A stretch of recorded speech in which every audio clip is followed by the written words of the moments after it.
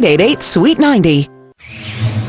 Well, we have a live look at the Amanda Hayes murder trial that is happening right now in North Carolina, and there is some explosive testimony to catch you up on. Prosecutors say that Amanda Hayes and her husband Grant killed his ex-girlfriend back in 2011 after a long-running custody dispute. Grant Hayes, the husband, was convicted of first-degree murder last year, and he's serving a life sentence. A jury will now have to decide if Amanda Hayes took part in the murder of the woman that you're seeing on your screen there. Yesterday, Amanda Hayes' sister took the stand, and this is what she told the jury. She told me that she needed to talk to me. It was serious. And I told her, well, just give me a minute and we can sit down. I don't know exactly how it happened right there, but she told me that Laura was dead and that she had done it.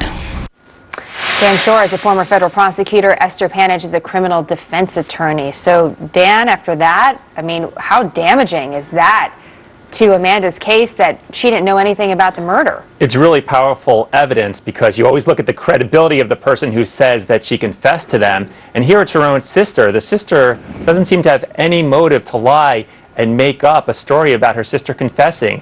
And we know from the defendant's own story that she drove with her husband from North Carolina to Texas with the dismembered body of this victim in the car, and then they dumped it in a creek where it wasn't found for days. So you put that together with this alleged confession, it's an extremely powerful case. And by the way, the creek was right across the street from the sister's house. That is the sister, Esther, that Amanda and her husband visited with, as Dan is describing, the body of this victim. But Esther, interestingly enough, the sister had something else to say on the stand yesterday. And she said she wasn't sure what to think or believe when Amanda Hayes actually confessed to her, that she was confused about it. So a few days later, she pulls her sister aside to ask her if she's covering for her husband. And this is what she describes to the jury. It was like the little look of when she was a little girl. And she just kind of melted and said, she never said a word, but she nodded her head yes. Nodding her head, yes, I am covering for my husband. What about that, Esther? Does that kind of counteract the alleged confession that she gave her sister?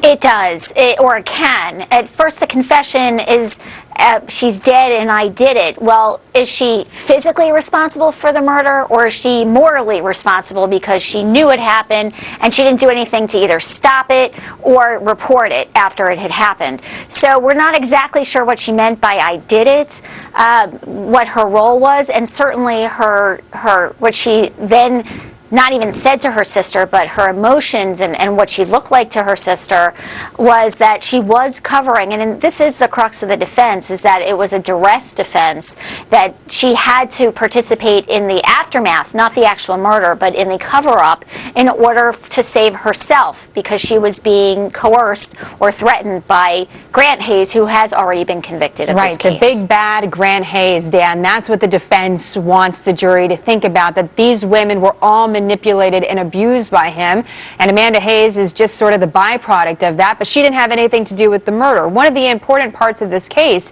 is that the medical examiner doesn't actually know how Laura Ackerson, the victim, died.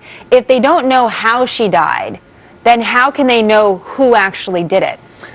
Normally, if you don't know the cause of death, that's a problem for the prosecution, but that's not the case here because the medical examiner can say that it was caused by a homicide. And also, there's a good explanation for why the government can't tell cause of death. That's because the body was dismembered and then days later dumped in a creek and not found till days after that. So the prosecution can explain, look, we don't know the cause of death because of the actions of the defendant, and by her own admission, she took that dismembered body with her husband, drove it to Texas, and then helped dump it in a creek. So she's saying she didn't know about it during the ride over there. That's hard to believe, but cause of death will not be a factor. The issue here isn't how the death was caused, but whether this defendant knew about it during the time of the murder. A horrible case. I mean, Esther, do you agree with that?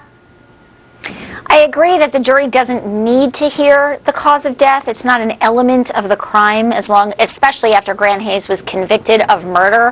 However, I do think to tell the better story, the prosecutor or defense need to explain who actually killed her and in what method, and if that's the case, how she was murdered.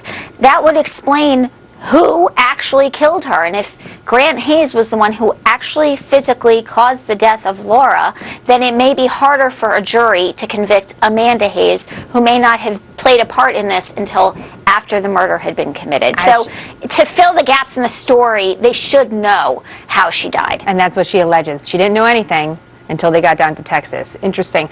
Dan, Esther, great to have you both. Thank you very much. Thank you. Thank you. Well, right now, traffic is a mess in Dallas. Take a look at this. Maria Molina told us a bit earlier about frigid weather sweeping down across much of the United States, and it is